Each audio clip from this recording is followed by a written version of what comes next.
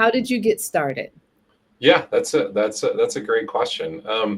I think over my life, I learned that the best way to get started is to follow the steps of others. Okay. So read the books, watch the videos, talk to other people, get some certifications, and through that, I was able to get some of my first clients. Okay. Okay.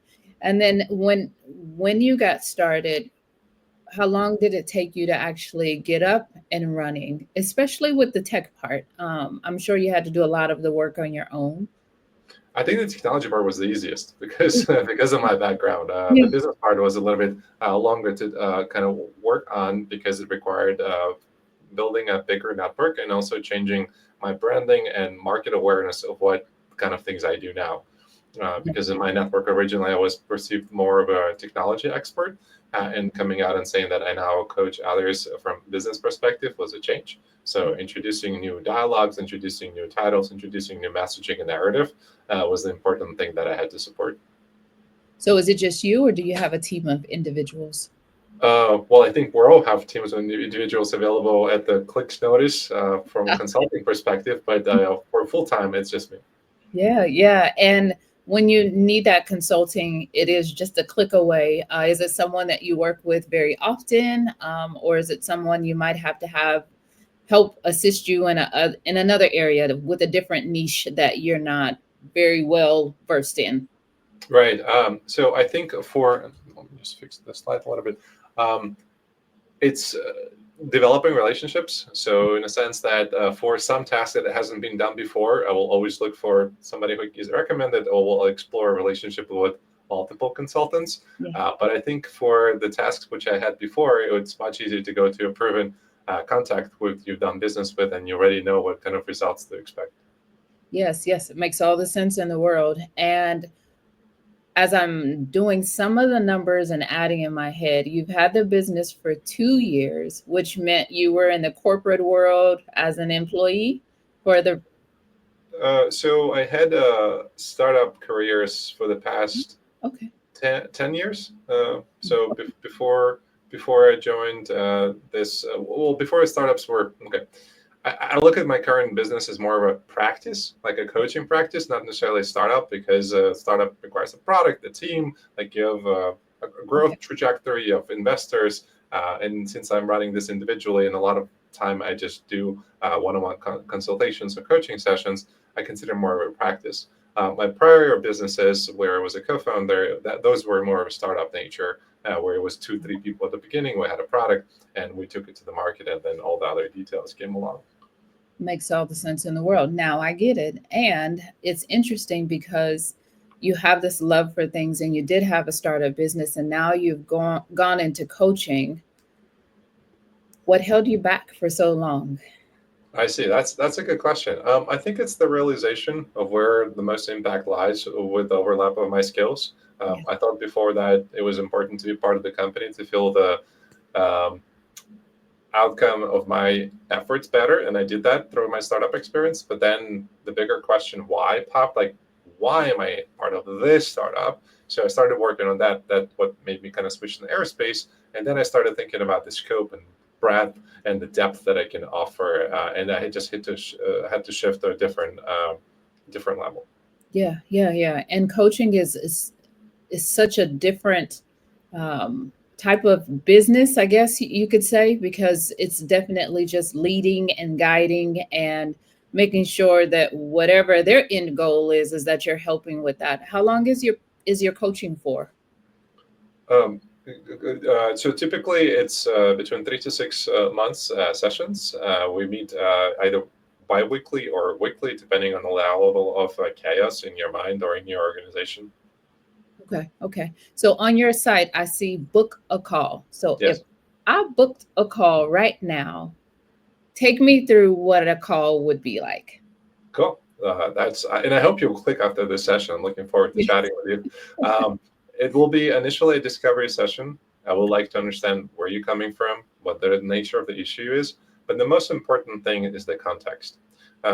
This is where coaching is a little bit different from consulting. Consultants usually ask for the individuals to describe the problem in detail, and then they go to work on solving that problem. In coaching, is we're co-thinking the problems together, and we're trying to figure out whether that it's a real problem or not a real problem, where it's coming from, how does the context influence our problem definition, and do we need actually any external help to figure it out how to solve it once we identify those problems. But during the first session, it's going to be a lot of context sharing, nature of the issue sharing, background sharing. So this way we can identify what are the actual issues that we're working on. Okay. Okay. And then once that's found and we decide, hey, you know what, this sounds like a good fit for one another, we go further in depth of what our needs are and how we'll move forward. Yeah, so typically that gets converted into a relationship over 3 to 6 months. And I like to introduce those timely differentials because our relationship is unknown. Even though we had one discovery session, we may not be a good fit after 2, 3 sessions. So in a sense, like I'm introducing conversations which allow our relationship to either blossom or transfer into something else. So I might refer to another coach would be more appropriate for the situation. Yeah. Um, Once we know what we're working on, then we start setting up goals of what we're trying to accomplish at the end of the 3 or 6 months relationship, and we're trying with each session to get closer to those outcomes. Yeah, I mean that's and that makes all the sense in the world. The outcome is definitely, I guess that's what determines how long you'll spend time with that individual and developing more of a relationship, just to see if it'll be the 3 months or the 6 months, right? That's right. That's right. And as we're progressing, some individuals come for just 1 or 2 sessions, and that's fine. Mhm. I feel like I've done my work well. Now I don't get paid for the rest of it, but that's what it is. Like I'm here to be the most effective partner that you can have with those conversations. But Uh, sometimes it's hard to rule in the chaos of just after just a few sessions, and we continue working as new issues come up. yes, yes. What are some of the biggest challenges you see leaders face that you help? I think the biggest challenge, and this might sound like it's cliche, but it's communication.